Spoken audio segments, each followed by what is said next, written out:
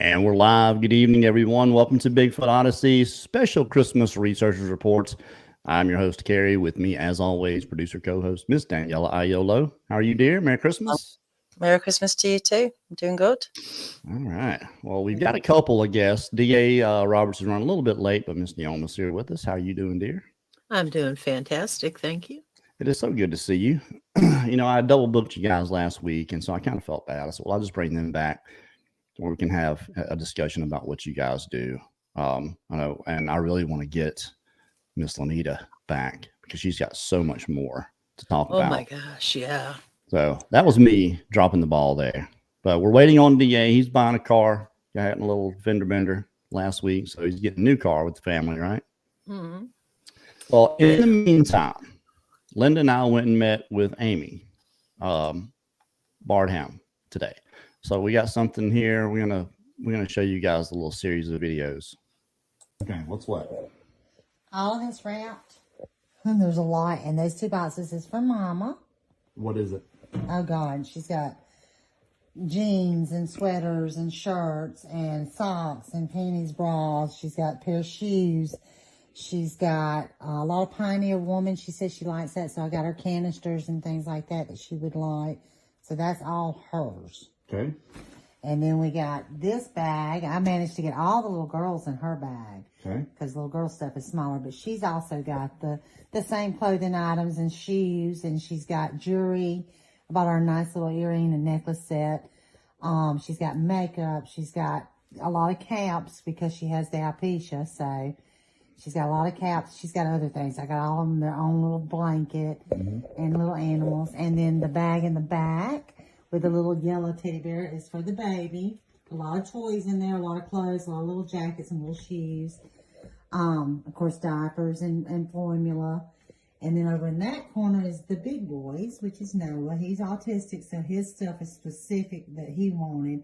And his clothing items, shoes, they all got clothing items and shoes and toys. And he likes aliens, so my son used to collect aliens, and so he got him the big alien monster from the movie, and it's got a lot of collectibles. They all got their own little soft blankets, and it's all nice. Okay. It's all nice, but now I gotta load it all in the car because we're meeting her at 5:30. She did not load it all in the car. I did that. Well, she helped a little bit, so we'll give her some credit on this. And then we were on our way.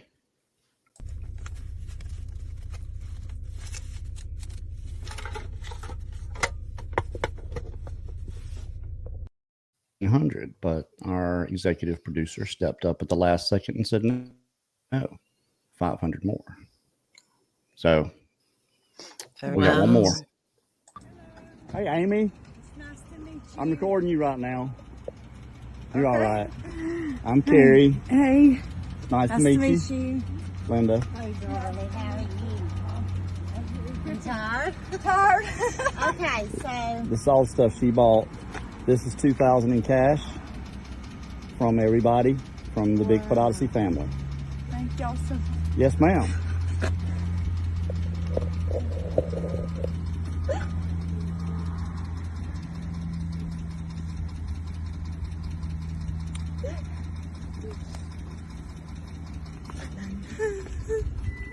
Merry Christmas.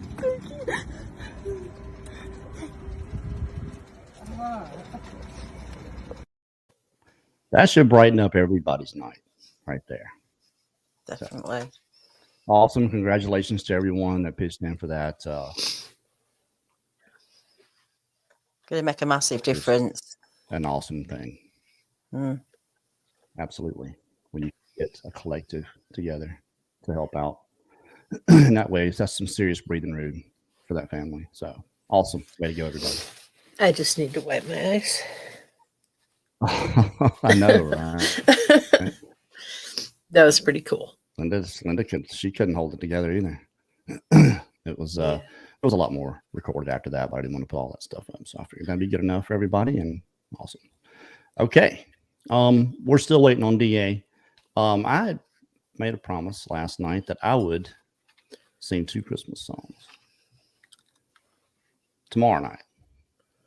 But I might sing one of them tonight since we're waiting on DA. I might go ahead and do one. What's the consensus? Do it. Should we put the Do poll it. up whether they can wait on it tonight or tomorrow night or We're gonna do one tonight and one tomorrow. Why not? Yeah, go for it. spread it out? Yeah. You're freezing up a bit. Do you want to go? You on your hotspot? Yeah, it's my stupid internet. Is it bad still? It's just Is that it? it's just now and again it might do it. That's the only thing. You just I can hear you, but you freeze up on the. My video freezes up. And then now you're a bit of a delay, yeah. But that could be the video. No, it's my hotspot. It's as simple as that. It's I'm having to use my phone to do this. So, okay. Well, I'm gonna prepare. So you guys just talk for a minute. Okay.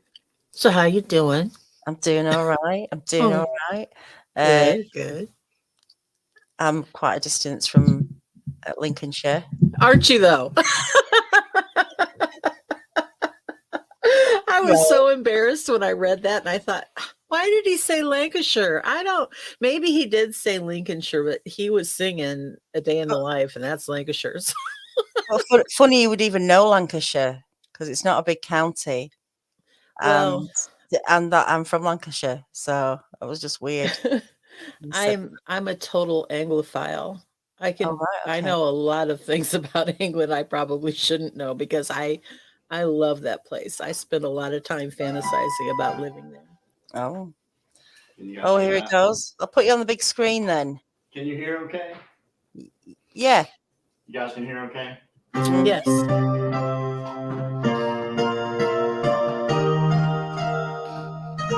you hear that? Yes. Sounds good. Chester. All right.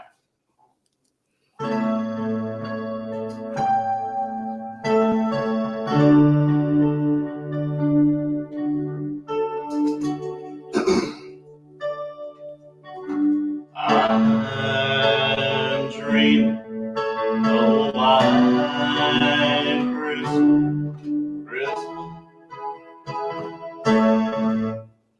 Gotta take these off.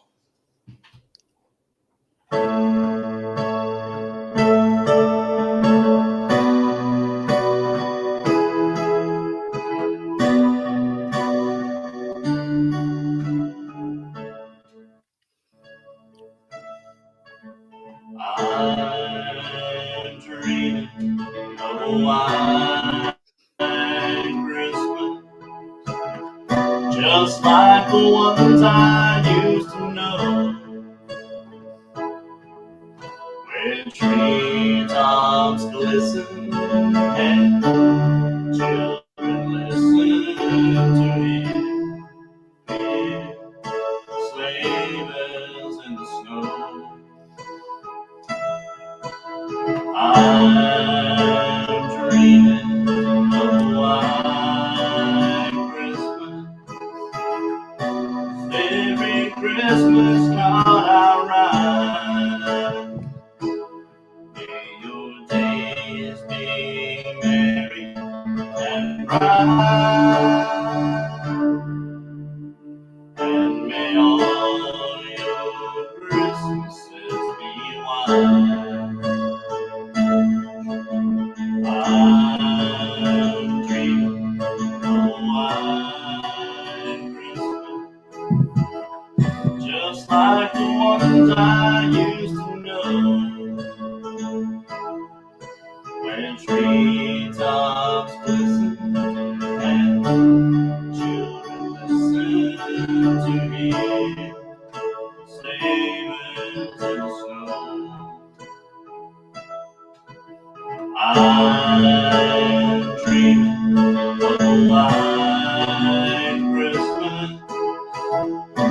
Every Christmas card I write.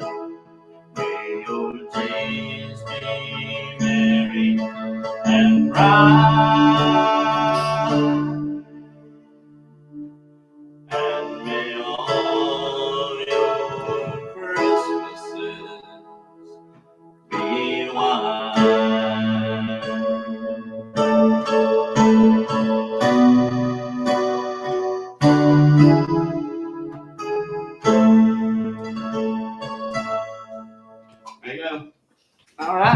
Christmas, everybody.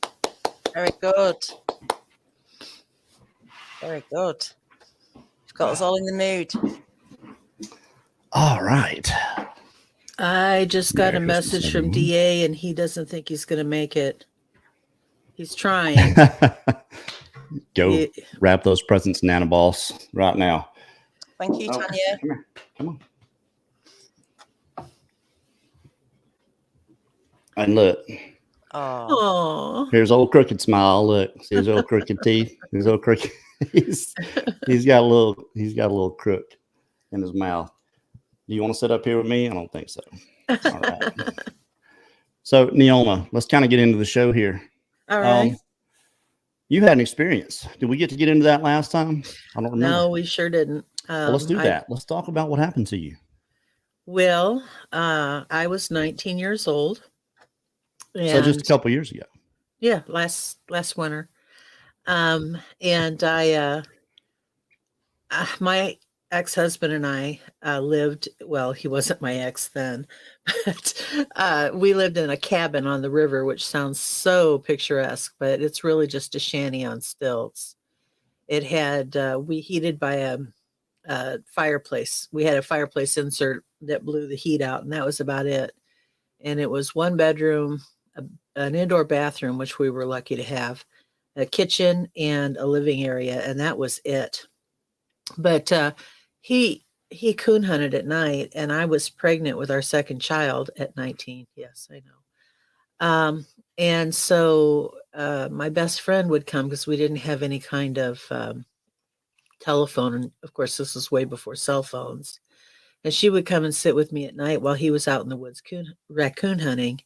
And we were sitting in front of the fireplace playing gin rummy.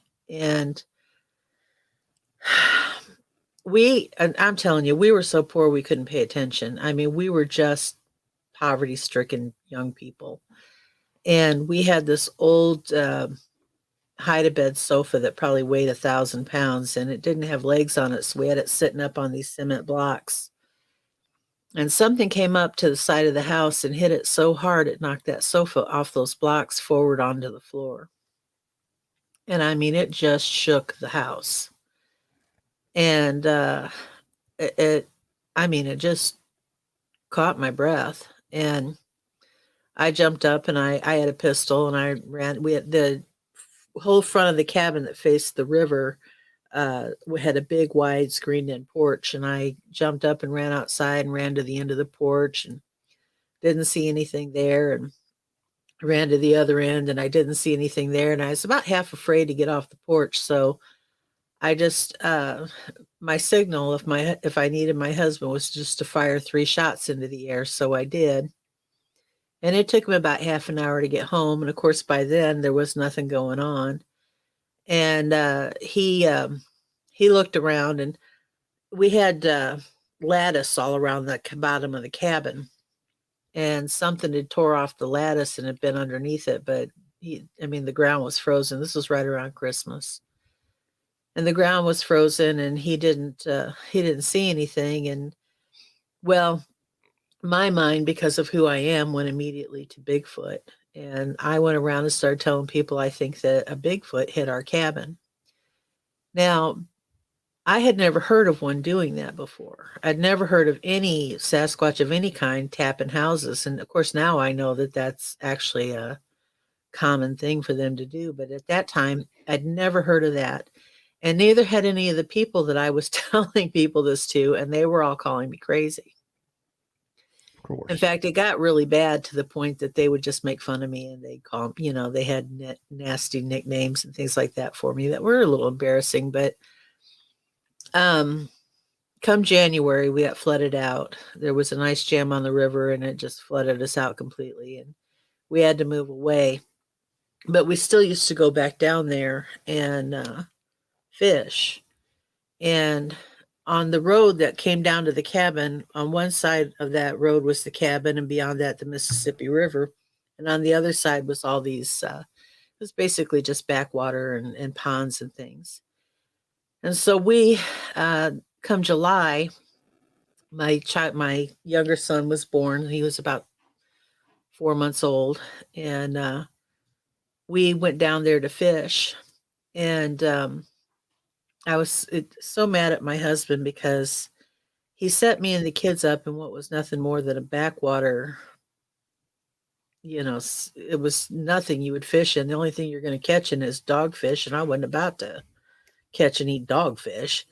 So, and he took off and went way down to where there was a much better pond. But part of me thought, well, it makes sense because we'd have had to haul all the kids' stuff down that way. And the other part of me is like, well, why didn't we just pick somewhere else? And so I was in a pretty foul mood, and I set my 3-year-old up to fish, and with a little toy fishing pole, and put my young one, the infant, in. We had a playpen that was made out of that netting, and I put him in that. I laid mosquito netting over it, and I just sat there by the fire and looked at the stars. And I guess I'd been sitting there maybe 3 or 4 hours. I honestly couldn't tell you for sure, but I'm thinking it might have been about 3 or 4 hours. And I started hearing something behind me in the bushes. And it was just, honestly, I thought maybe it was a raccoon or a possum or something just rattling around in the bushes. And there's a little clearing, that kind of a teardrop shaped clearing that we'd pulled into. And the entry was like arched over with real tall trees. And I would have been facing sort of a northeast direction, and this was sort of my southwest. And I kept hearing this, and it's got to where it started bothering me. And then it made a sound that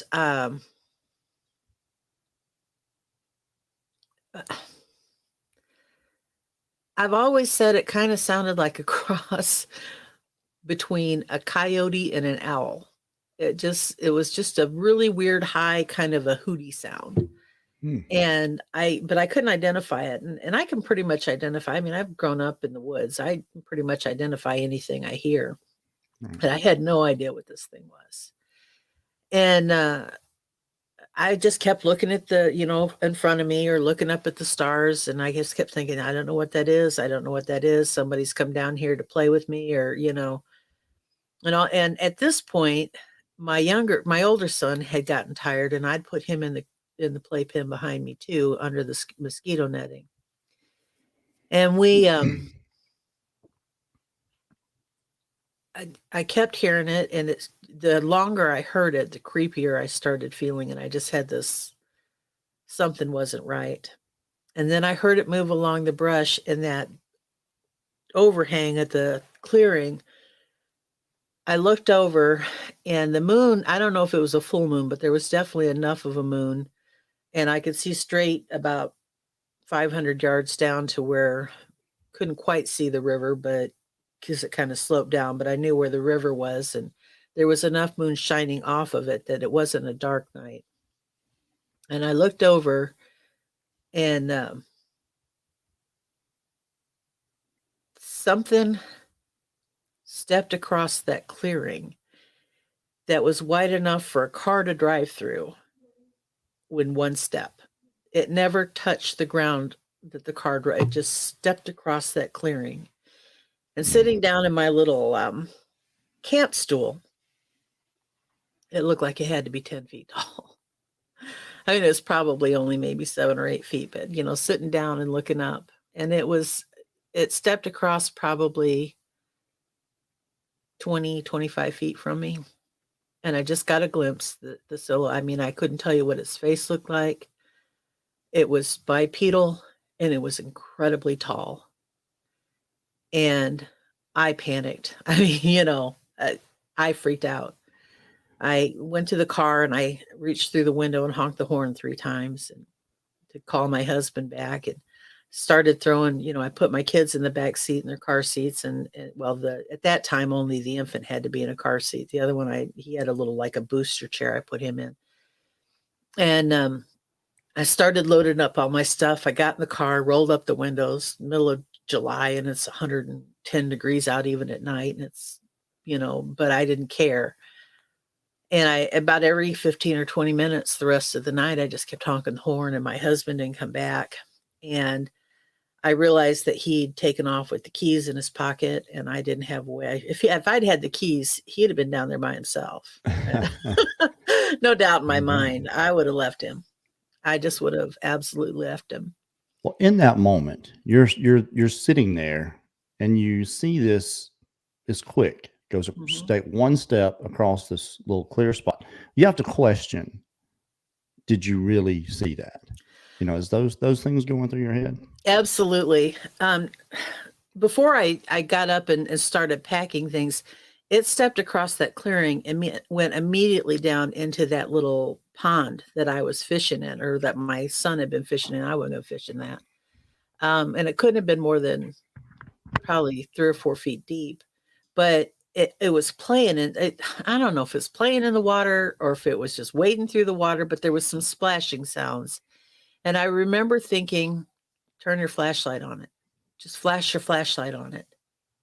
I couldn't do it. I did not want to see what I thought I saw, because in my mind, I was saying, that was a Bigfoot. And on the other side of my mind, I was saying, the hell it was. So anyway, he didn't come back. He said, well, I didn't hear the car horn. And then the other thing is, well, I was fishing, and he made all kinds of excuses. So he didn't come back for a long time. And when he finally did, by then I was beyond hysterical. And we got in the car, or he got in the car, put his stuff in the trunk, and we took off. And I said, that proves what happened in November, or late November, early December. I know what hit the house back last winter. And he said, that doesn't prove anything. You didn't see anything.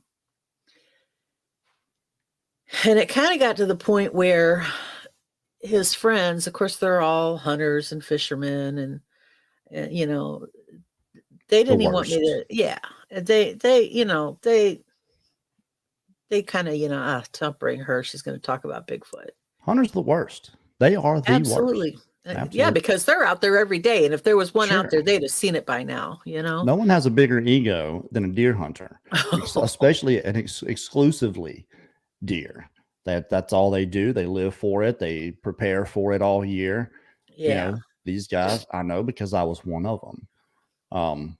The ego is just out of control. Is my ex-husband. You know everything. There's not a thing you can tell me about anything going on in these woods, and that's it. They're gonna have to see it for themselves. That's all there is to it. The thing that it hurt that nobody believed me. And the sad thing is, I got to where I wouldn't tell the story to anybody. I wouldn't talk to anybody at all about it, even though I'd still drive around at night thinking, I got to prove that this thing's there. That's all there is to it. But I didn't talk to most adults about it. And I tell it to kids as a, sort of one of those scary stories you tell around the campfire to get them going. A cautionary tale. Yeah, but that would be about the only time I'd talk about it. But in 2014, and that marriage was long over, and I was living alone in an apartment, I got into what really got into YouTube at that point. I had not paid much attention to it till then, and I was finding all of these great channels on YouTube, and I heard somebody talk about the fact that they'd had one hit their house, and I was like, I'm not the only one. But then something else occurred to me that had never occurred to me until about 7 years ago. Both of my children were behind me in that crib, or in that playpen. Both of them were right behind me. I never once turned around to look to see if they were okay. At any time, it could have come and taken them out of that playpen, and I'd have never known it until I turned around to get them. Did that affect you then? I can't right now. My heart's pounding thinking about that, because I was a stupid kid, but it never occurred to me until about 7 years ago it could have come up and taken it. It was a mosquito netting. I would never have heard it lift that netting off that thing. And it could have taken both of my kids out of that playpen and been gone before I ever knew about it. I mean, I knew there was something behind me. We're talking maybe 10, 15 feet behind me on the other side of the clearing, but never crossed my mind that it could have come. And, of course, then David Paulides comes out with his books. And because I know that Bigfoot exists, my answer to all his mysteries, 90% of them is, well, these are all people that have been taken by cryptids. That's the way I feel about it. And yeah, I mean, clearly in my mind, that's exactly what it is. But that's the genius of his books. He's written them so that whatever you think is what you're going to believe. I mean, I have to give him credit for that. Sure. Well, he can't say that it's Bigfoot. He'll lose everybody else. Right. And but don't blame him. I don't think a day has passed since I realized that I haven't realized how truly close I came to losing my kids. I mean, honestly, it could have walked away with them and I wouldn't have known. Because all I was thinking is there's something over there in the bush and my kids are sleeping behind me. And I do not recall, honestly, do not recall glancing around behind me to check on my kids. That whole time I was sitting there thinking, what is this thing? I did the exact same thing, but to a different degree because it was all about me. I didn't have my kids out there, but I was more angry with myself for feeling like I'd put myself in those hazardous situations, all willy-nilly, just explaining things away after the fact. And once I realized what was going on, this is what this is. And all those times I just explained it away as something else. And who knows, they could have been right there. If a normal person is going to get angry with themselves, and that's pretty much what I did, as I was just because once you become humbled in that way, that you're made to realize just how insignificant you actually are in their presence. That's when you're able to think about those things. Yeah. The great thing is, one, nothing happened. Yeah. Yeah. And I am grateful for that. Yeah. Another thing that I found, this was in November or December, because I'm not really sure. It was between Thanksgiving and Christmas of 1984, and then the summer of 1985. And right around that same time, I heard on a show somebody, and this was another thing I have to tell you is where mine took place was in a place that made it all the more difficult to believe, because if you look at a map of the United States and you find Interstate 80 and you find where it branches off in the 280 crosses the Mississippi River, our cabin was almost directly under that bridge. I mean, I can pinpoint it for you to that point. That cabin's not there anymore, so I don't care to tell people. It's basically reclaimed wetlands down there now. But at that time, I don't know if it was that winter or the winter after that I had my experience. I later, and this was probably again 30 years later, 85, 86, 84, somewhere in that time frame, there was a young man who was across the river in another town that is just on the other side, in the Iowa side of the Mississippi, who was followed on his paper route one winter morning. And he actually found the footprints to prove what he was being followed by. And that was a lot of vindication for me. It really was. Because, I think I said this last time. Once you've seen it, there's only two things you can do. You can either accept that you've lost your mind, or you can go out in the woods and prove it. Those are your options. And I have spent a lot of time in my adult life alone, because nobody would believe me, wandering around in the woods, driving back roads,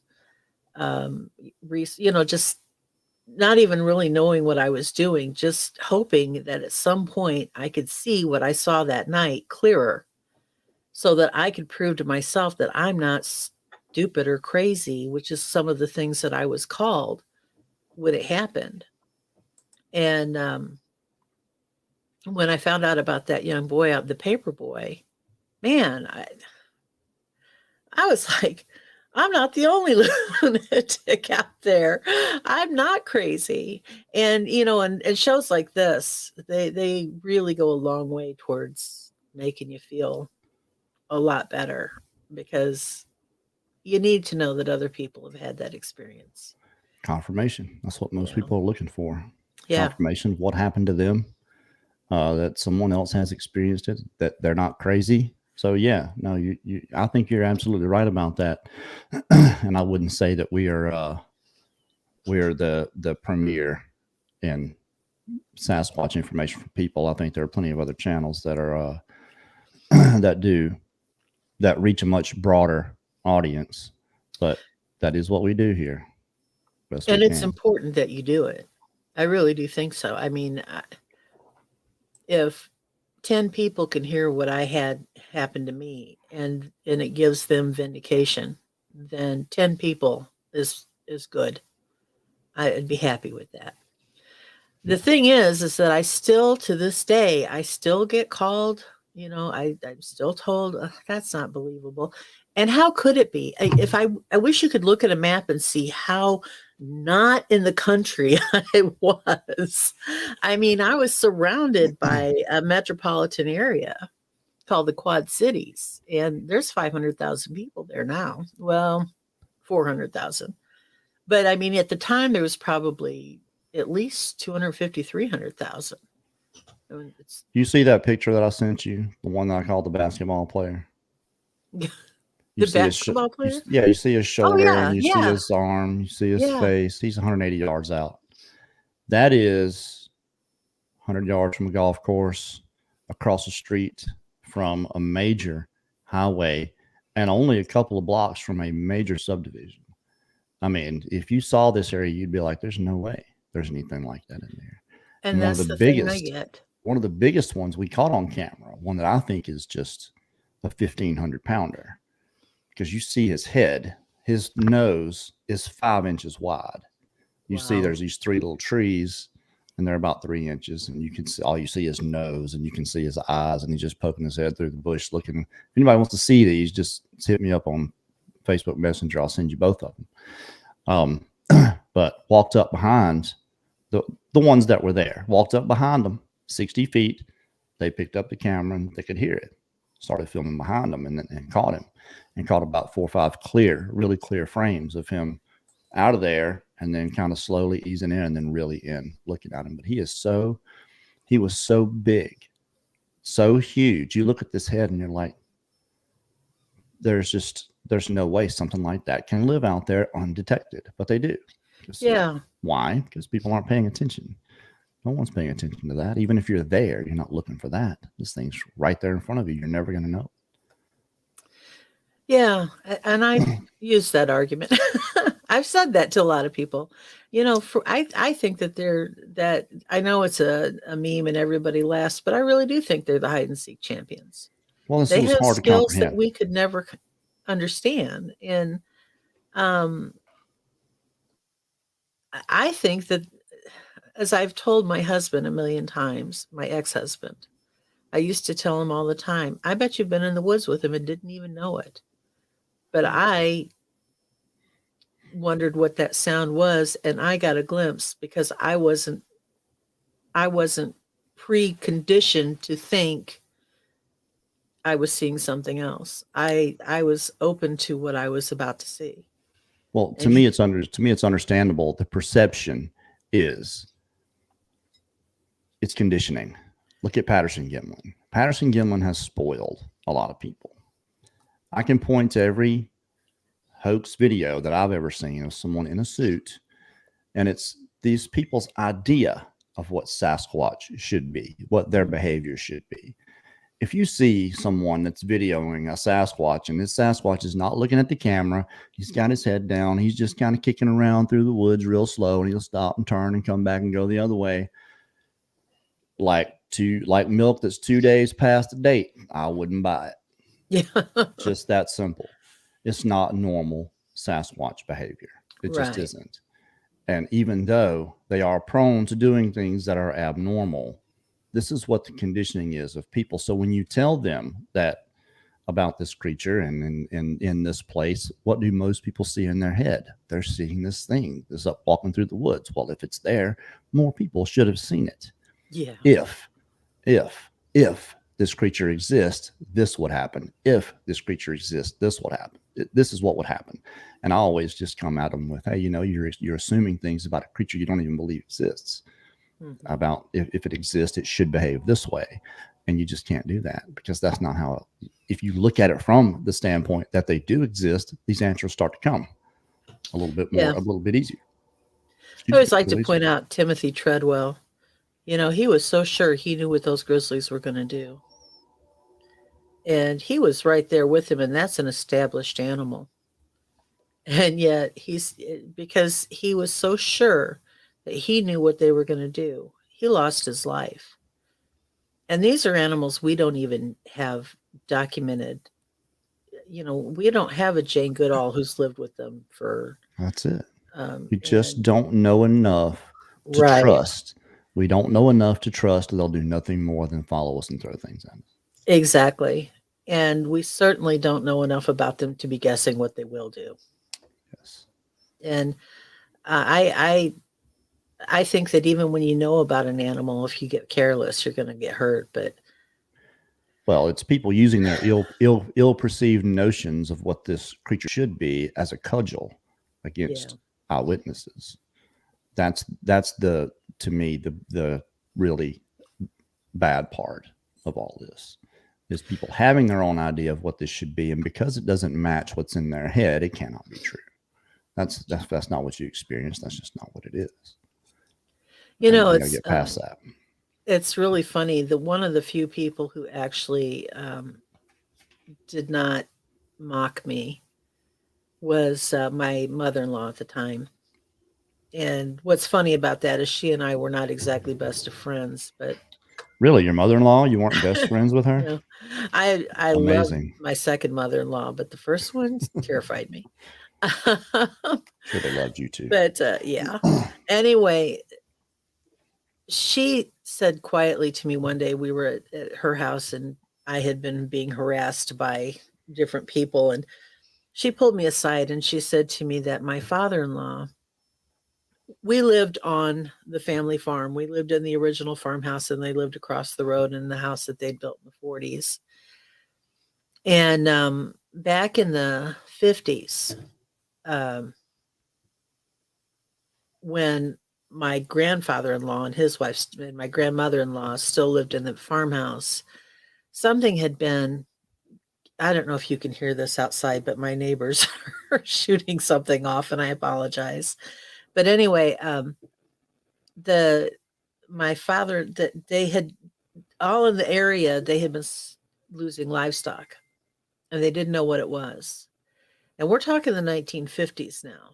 And they finally decided they had made up their minds it must be some kind of big cat or something. They had no idea. And so they formed sort of a posse of men, and they all went out on a hunting party. And she said, whatever it was, they wound up chasing it into what was now our barn. And they cornered it in the back of the barn. And every one of those men put down his gun and backed out and left. And they did not kill it. And I said, what do you think it was? And she said, I don't know. I said, was it a bear? She said, nope. So big cat? Nope. I said, well, what do you think it was? She said, they never would tell me. But every one of those farmers went to his grave, and they're all gone now, without ever telling a single soul what they actually saw in that barn that night. That's the way it is. Yeah. It's like that around this area to this day. People just don't want to, they'll talk about it with each other. Fine. The neighbors. Sure. Yeah. But to someone they don't know, or anyone that's even looking for it, they're just not going to. No. And I thought it was so odd because she pulled me off. She didn't want to tell me in front of everybody else because I knew she didn't want to be made fun of like I was being made fun of. But she confirmed that again, you know, and that's what I was needing. I needed, and I still need to hear. I want to hear everything that happens in that area because that's where it happened for me. And she confirmed for me that 30 years before what I experienced, someone else experienced something 15 miles south of there. And years after that, of course, I don't know what that was. It wasn't a Bigfoot, that's for sure. But my oldest son, when he was a teenager, he and his best friend, they were driving around at night, and just back road, and I don't know what everybody else calls it, but we call it doing gravel travel. And something jumped out of the ditch on a gravel road out way south of where we lived and hit the side of their car or the truck that they were in. And I mean, it just smacked into it and then turned and ran back the other way, like it wasn't expecting to hit them or whatever. And they call it the beer. And I asked him, why do you call it the beer? He says, because I thought it was a deer and his friend Tom thought it was a bear. So they call it the beer. Oh, it's a beer. But, yeah. It's a bear deer. But it was a beer that was walking on two legs. It had antlers. It was about 8 feet tall. And, but I don't know what they saw, but that was in the same general area. It had antlers. It had antlers. Yeah. That's why my son thought it was a deer. And his friend said, no, it's way, he didn't see the antlers, but he said it was really big and, you know, buff, it wasn't a skinny thing at all. It was just this big, and it was walking on two legs. And when it came up out of the ditch, it hit the side of their truck and, you know, and they did one of these things and both turned but yeah, we call that the beer. Well, I offered those pictures up and my phone immediately went crazy. So I sent them to Daniela. If you want to put them up, Daniela, and I'll show people exactly what I was talking about. This first one, the first one I sent you, it's blurry as heck. I sent you the other one just to kind of give some context. This is kind of what you're looking for right here. You can see the shoulder, the bicep. You can see the face. It's kind of too close. If you go back to the other one now, where people can actually see, yeah. That's 100. I'm going to get it up on a bigger screen. Okay, but it's 180 yards away. It's a little over a mile from where we camped at 168, and you can see this a breakdown of it on the Patreon for Crypto Reality. Wow. But it's so blurry, like it is here. But you can see the eyes, you can see the nose, you know. Yeah, the nose. You can see the part in his hair. You can see his shoulder. You hardly ever get to see things like muscle. And he's actually standing up in a bush and kind of hunched over and just looking. But that's that gray face. And I think I've got several pictures of this very individual. That's the basketball player I'm talking about. And then the other one is actually the one that I showed during 168. If you want to give some context with the other one, there's the eyes, nose, and just the corner of the mouth is all you can see. But you can see the white in his eyes. But you see these trees that are right here beside him. Those trees are about 3 inches wide.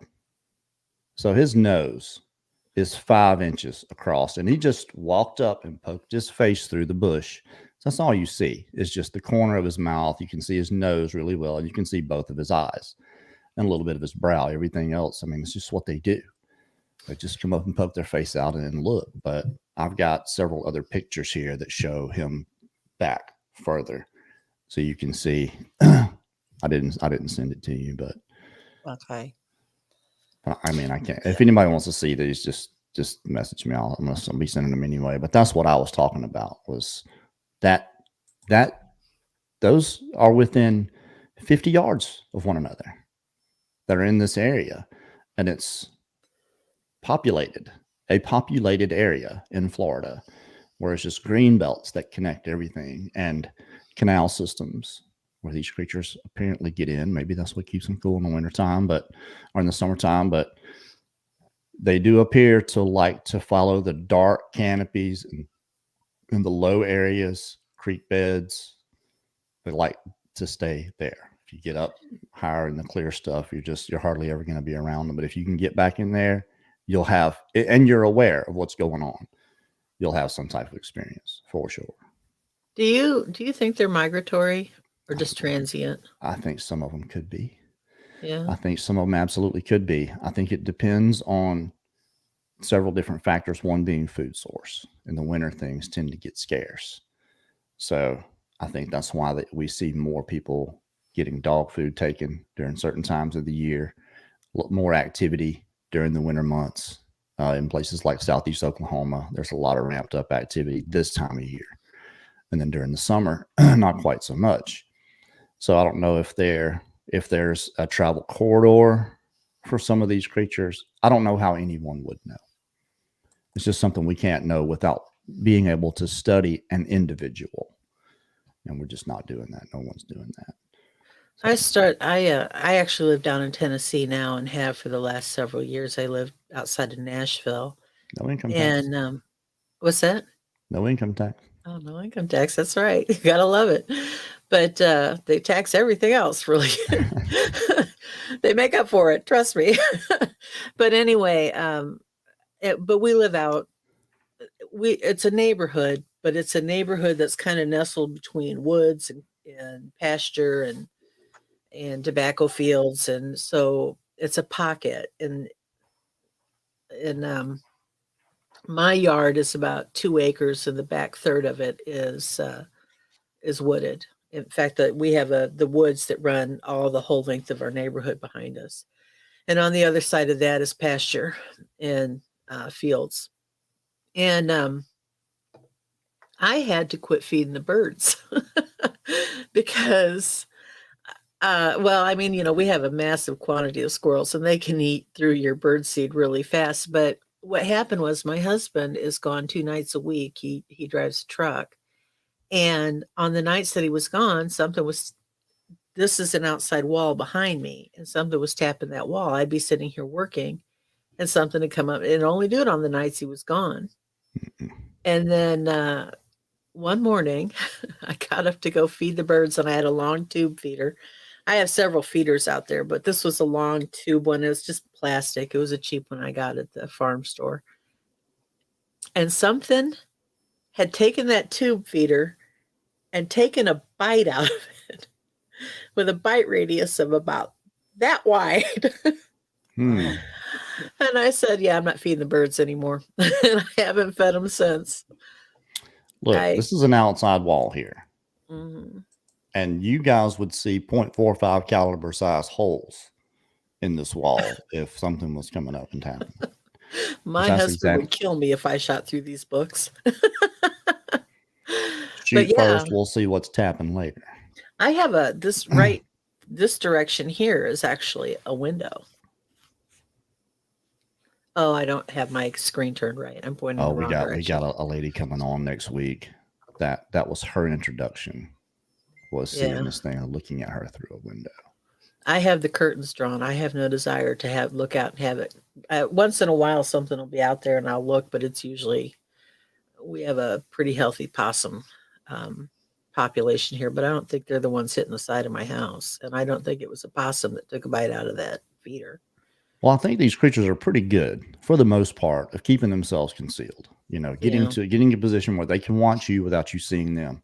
It just happens sometimes that people just happen to catch them. They look up and then there's this creature right there and they're looking eye to eye. And it's apparent that Sasquatch is real at that point. Yeah. Here it is. And here it is looking in my window. That's nightmare material. I think at this point, as long as I'm not looking out the window and nothing's looking in at me, I can come up with every excuse on earth for why I had a bite out of my bird feeder. I am the master of convincing myself I'm not experiencing that.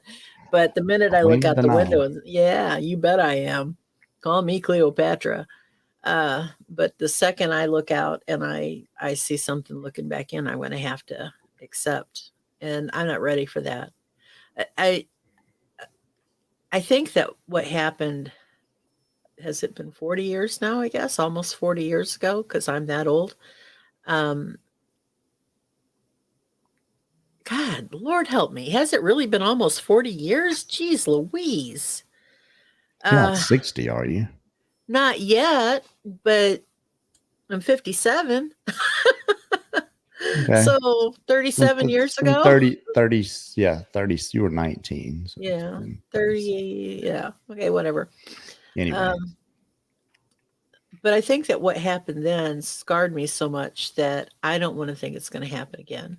You know what I mean? It's not that I don't want to see one. I don't want to see one in my backyard.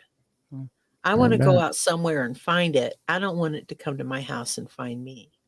Now I go up to the LBL and I look around and I've got lots of woods around here to look around. And as you know, I edit for Dixie Cryptid. And I get a lot. I've seen a lot of stories come in. That there was one story I did just a couple of months ago that happened right up the road from where we live. And I got in the car the next day and drove over there, measured it out, 15 miles. I'm good. But I don't think this thing was like 12 miles. But the thing is that I'm okay seeing it there. I don't want to look out my window and see it. I don't want it to be in my backyard because I already feel like it's smarter than me. I already feel like I'm not aware enough in the fact that I apparently didn't even take into consideration that it could have taken my children. And as a mother, that should have been my first concern. And I don't know that they're smarter. More clever? Is that the word I should have used? I think they're much more advantaged in that environment. Yeah. And I don't want that to be on my home turf. So I pulled the curtains down and I don't look out the window because I don't want to know what's out there hitting the house. Now, I have to be honest with you. That's right. But I have to be honest with you. I've been putting cayenne pepper along the wall out there, and I haven't had anything hitting it for a while. Cayenne pepper. Haven't heard that one yet. Yeah. Add that to the list of deterrents. Cayenne pepper. Yeah. Of course, that side of my house is now kind of a rusty red color. I think it's a fair trade. I don't mind. Keep the boogers away from the house. If you hear a big, huge sneeze, one night you'll know. Hey. Yeah, I was told that the cayenne pepper would keep the squirrels away too. I've seen squirrels eat right through the nuts and then just go. They get to the cayenne pepper and start eating some more. They don't care. But I haven't had anything hitting the side of my house since I've been putting the cayenne pepper out there. So that's good. Yes, that is good because I've heard people going through this for years. Yeah.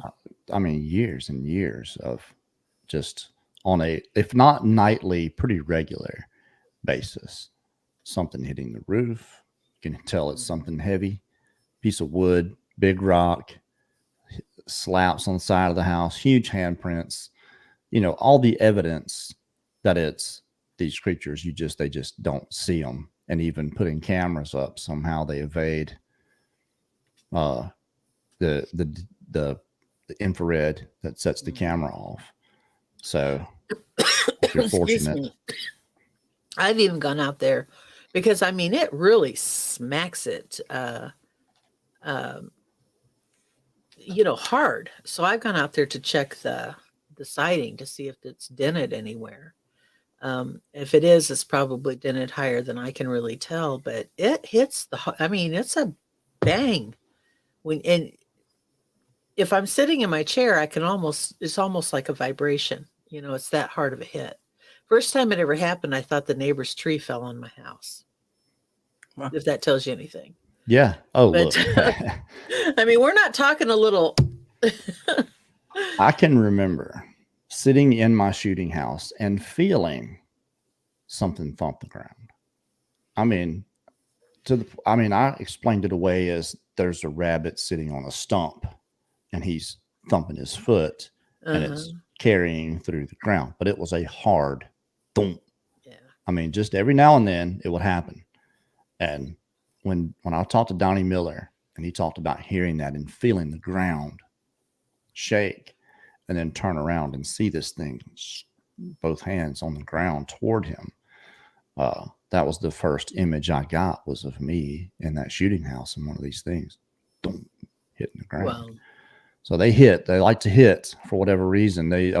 Some of them appear to like to do that. And maybe it's a communication. Maybe they're communicating with you. Maybe they're trying to get a reaction out of you. Yeah. Well, they're getting one. Are they really? They may not get the one that they think they wanted, but if they can see through the window, they know they're getting a reaction. It's not a good one. Yeah, look, the day I heard the knock out here, I was in the back of my truck cleaning it out, and I heard it baseball bat loud 50 yards back in the woods back here. I didn't even look up.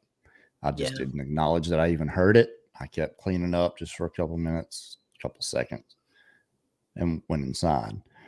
And had the staunch realization that there's probably these creatures all over the place out here, because we're on the edge of town. There's 25,000 acres of woods out behind us here. So that was kind of hard to deal with. Someone asked me in chat if I still drive around the forested roads, and yes, I still drive back roads. I still, if I see a road that looks like it isn't very healthy or very well traveled, I'll turn down it. I still do that. I still need the confirmation. I still need that second sight. Not that I need it in my backyard, but I still need it. I'm looking, just not here. Yeah. Well, it's too bad we missed DA. I mean, we're coming up on the end of our hour here. Yeah. He knew this morning. I mean, when you texted me, It's okay. Well, we can always have him back. Yeah. We've got eyewitnesses next week. I've got Anthony from Florida coming on either Wednesday or Sunday. I can't remember which. I have to talk to him again about it, or maybe Friday night. I can't remember. And then there's the other eyewitness that will be on any one of those other days. I don't know. I got to get them booked up, but we are going to have eyewitnesses next week. We're not doing a show Christmas Eve Friday. It won't be a late show, but we're going to be back tomorrow night, right? Yeah, we're here tomorrow night with Brent Thomas from Paranormal. Awesome. And then I thought we were having 2 weeks off after Christmas. I thought you said. You may be. But I thought you said you weren't doing anything for a couple of weeks. I did. Oh. Yeah. I thought you had.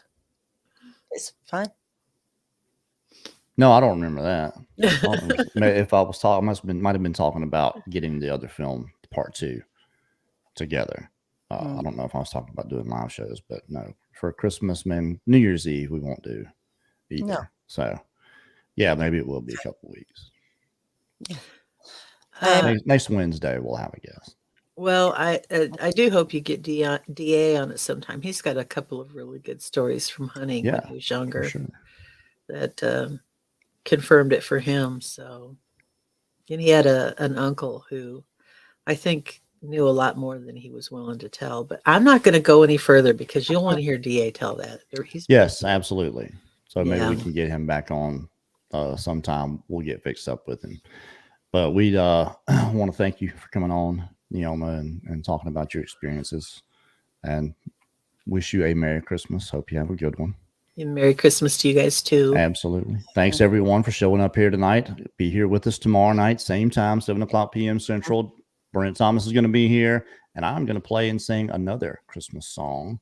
That's not a normal Christmas song that you usually hear, but it is a Christmas song, but it's relatively new. It's only about 40 years old. It's not one of these 100-year-old ones. All right. That like the last one that I did. So it's it's maybe 30 years old. It's a little bit newer. Okay. So we'll do that one tomorrow. And thanks again, everybody, for what you guys did putting in for the Barnham family. They're just totally grateful. So, and then she's going to get some pictures of the kids opening their stuff that Linda bought for them. So that'd be cool to see. Oh, listening from the hospital. Shout out for Gary Spikes. He's got pneumonia. So no. Pneumonia with a P. That's not good. Pneumonia with a P. He's in hospital. He's in the right place. So prayers and thoughts to him. Yes. His dad's in the chat, so he's a bit worried about him. Get well soon, Gary Jr. Yeah, definitely. All right. See you all. All right. Thanks again, Neoma. Awesome show, Daniela. See you guys tomorrow night, 7 o'clock. Y'all be here. Thank you.